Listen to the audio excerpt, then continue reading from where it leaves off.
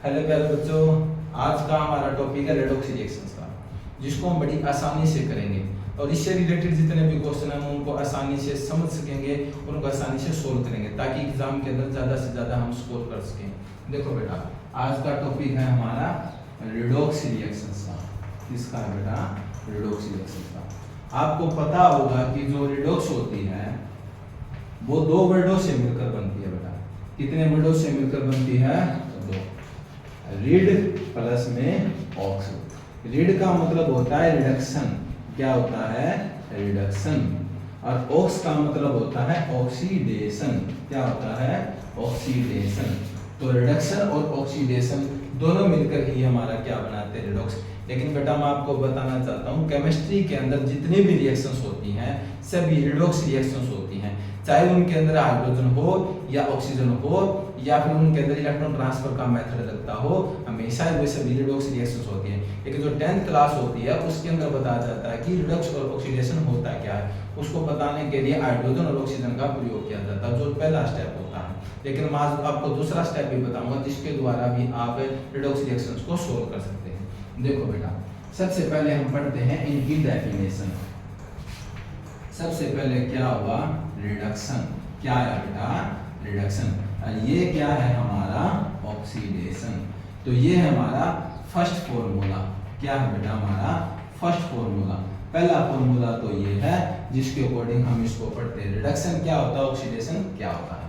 तो रिडक्शन में होता क्या है? रिडक्शन में हमेशा ही हाइड्रोजन को तो जोड़ दिया जाता है, हाइड्रोजन को जोड़ते हैं, और ऑक्सीजन को यहाँ से हटा दिया जाता है। मीन्स ऐसी रिएक्शन जिसके अंदर हाइड्रोजन का तो एडिशन होता है और ऑक्सीजन का रिमूवल होता है, तो हम कह सकते हैं addition of hydrogen, addition of hydrogen, addition of hydrogen. और इसको हम क्या बोलेंगे?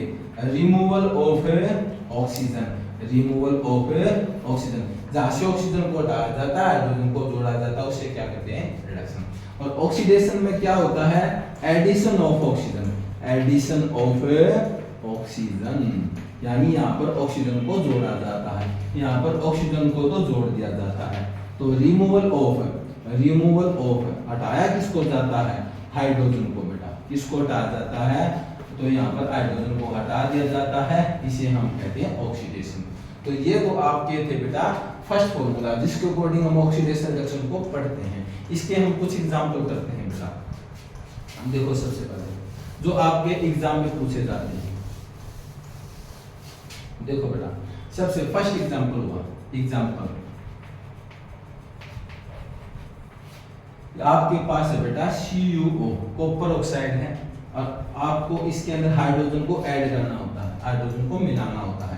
तो आपका जो प्रोडक्ट बनता है वो बनता है Cu प्लस में H2O। यानी ये तो है आपका रिएक्टेंट है। क्या है बेटा? ये आपका रिएक्टेंट है, और ये क्या है? आपका प्रोडक्ट। क्या है बेटा? प्रोडक्ट। तो रिएक्टेंट है, ये क्या है? आपका प्रोडक्ट। तो इसके अंदर एग्जाम में पूछा जाता है कि कौन सा सब्सटेंस है जिसका ऑक्सीडेशन हुआ है और कौन सा सब्सटेंस है जिसका रिडक्शन हुआ है। तो हमें ऑक्सीडेशन रिडक्शन को देखना होता है। देखो बेटा, मैंने दोबारा डेफिनेशन बताई है कि बेटा ऑक्सीडेशन में क्या करना पड़ता है? ऑक्सीडेशन और रिडक्शन में आपको ध्यान क्या रखना है? ऑक्सीडेशन रिडक्शन में ध्यान रखना है कि ऑक्सीजन ऐड होती है, ऑक्सीजन ऐड होती है, रिडक्शन में हाइड्रोजन ऐड होती है, और ऑक्सीडेशन में हाइड्रोजन हटती है और इसमें ऑक्सीजन हटती है, इसमें ऑक्सीजन हटती है। तो इसके अकॉर्डिंग हम करते हैं किसका ऑक्सीडेशन हुआ है और किसका रिडक्शन, जो एग्जाम में पूछा जाता है। तो हम देखते हैं बेटा, एक छोटा सा ट्रिक है, इसको तो हम मान लेते हैं क्वेश्चन। क्या मान लेते हैं? क्वेश्चन। और इसको हम मान लेते हैं आंसर। क्या मान लेते हैं बेटा? आंसर।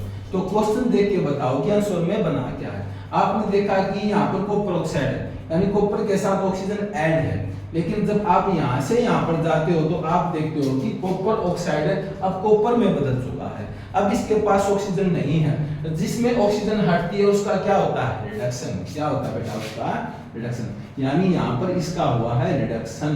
क्या हुआ? रिडक्शन। और यदि बेटा एक चीज का रिडक्शन होता है किसी रिएक्शन में तो दूसरे का ऑक्सीडेशन पक्का होता है। कब, क्योंकि ऑक्सीडेशन रिडक्शन कभी भी अकेले नहीं हो सकते। यदि एक का ऑक्सीडेशन होगा तो दूसरे का रिडक्शन पक्का बिल्कुल होगा। तो देखो बेटा, तो हाइड्रोजन को देखते हैं, इसके पास ऑक्सीजन नहीं है, लेकिन जब हम यहाँ से यहाँ की तरफ चले जाते हैं तो हम देखते हैं कि हाइड्रोजन के साथ ऑक्सीजन ऐड है। जब ऑक्सीजन ऐड होती है तो उसका क्या होता है, ऑक्सीडेशन। क्या होती है बेटा, ऑक्सीडेशन। इसको ध्यान से देखो बेटा। नेक्स्ट एग्जांपल करते हैं। देखो बेटा, यदि आपके पास है जिंक ऑक्साइड और उसके साथ हाइड्रोजन को मिलाते हैं तो आपका बनता है जिंक और वाटर, जो 10th क्लास में पूछा जाता है। इसमें पूछते हैं कि कौन सा सब्सटेंस है जो रिड्यूस हुआ है और कौन सा सब्सटेंस है जो ऑक्सीडाइज हुआ है।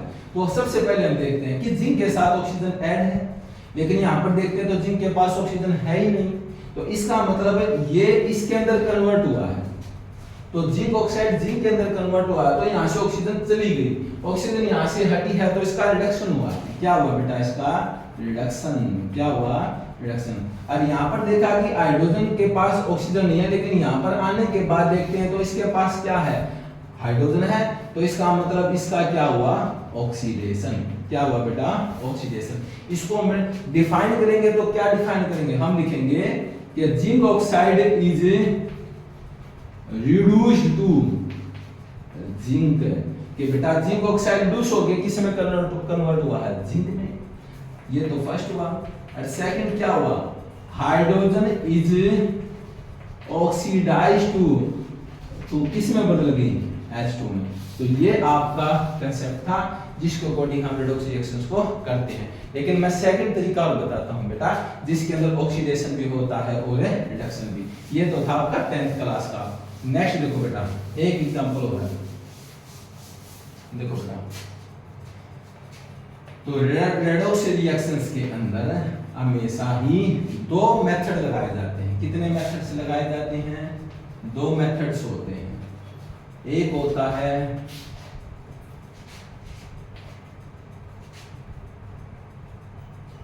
ऑक्सीडेशन और रिडक्शन का, जिसके अंदर ऑक्सीजन ऐड करते हैं, हाइड्रोजन को हटाते हैं। इसमें हाइड्रोजन को ऐड करते हैं, ऑक्सीजन को हटाते हैं। ये है आपका फर्स्ट मेथड बेटा।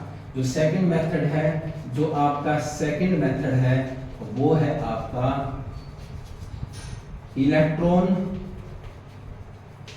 Transfer method. Electron transfer method है। तो कौन सा बेटा, आपका इलेक्ट्रॉन ट्रांसफर मेथड। इसके अकॉर्डिंग भी हम रेडॉक्स रिएक्शंस को देखते हैं। तो इसके अकॉर्डिंग हम डेफिनेशन बनाते हैं बेटा। तो देखो, इलेक्ट्रॉन ट्रांसफर मेथड के अकॉर्डिंग ऑक्सीडेशन लिखो, ऑक्सीडेशन, और क्या है आपका रिडक्शन। क्या है बेटा आपका रिडक्शन। ऑक्सीडेशन में हमेशा ही इलेक्ट्रॉन लूज होते हैं बेटा। क्या होते हैं, इलेक्ट्रॉन लूज। इलेक्ट्रॉन क्या होते हैं, लूज। जो भी मेटल इलेक्ट्रॉन को लूज करती है, मेटल हमेशा इलेक्ट्रॉन को लूज करती है, देती है, इलेक्ट्रॉन को छोड़ देती है। और जो भी मेटल इलेक्ट्रॉन को छोड़ती है उसका ऑक्सीडेशन होता है। क्या होता है उसका, ऑक्सीडेशन। क्या होता है बेटा उसका, ऑक्सीडेशन। एग्जाम्पल के लिए आपके पास सोडियम है, यदि वो एक इलेक्ट्रॉन को लूज करती है, एक इलेक्ट्रॉन को लूज करती है, तो उसका यहाँ पर ऑक्सीडेशन होता है बेटा। क्या होता है, ऑक्सीडेशन, यानी इलेक्ट्रॉन लूज करना, इलेक्ट्रॉन लूज करना। रिडक्शन में क्या होता है, इलेक्ट्रॉन गेन करना बेटा। गेन का मतलब लेना, इलेक्ट्रॉन लेना, और लूज का मतलब इलेक्ट्रॉन देना। इसमें तो इलेक्ट्रॉन दिए जाते हैं और इसमें इलेक्ट्रॉन लिए जाते हैं। यानी एग्जांपल बोलते हैं, जैसे आपके पास क्लोरीन है बेटा, जब वो इलेक्ट्रॉन लेती है, देखो बेटा, जब इलेक्ट्रॉन लिया जाता है, जब इलेक्ट्रॉन लिया जाता है तो एरो से पहले लिखा जाता है, जब इलेक्ट्रॉन दिया जाता है तो एरो के बाद लिखा जाता है। यानी इसने कितना इलेक्ट्रॉन, देखो इसके ऊपर चार्ज कितना बेटा, चार्ज है 0। तो यदि इसको एक इलेक्ट्रॉन दिया जाता है तो इसके ऊपर नेगेटिव चार्ज आ जाता है। क्या जाता है, नेगेटिव चार्ज। तो हम कह सकते हैं कि इसका रिडक्शन हुआ है बेटा। क्या हुआ है, रिडक्शन। क्या हुआ बेटा, रिडक्शन।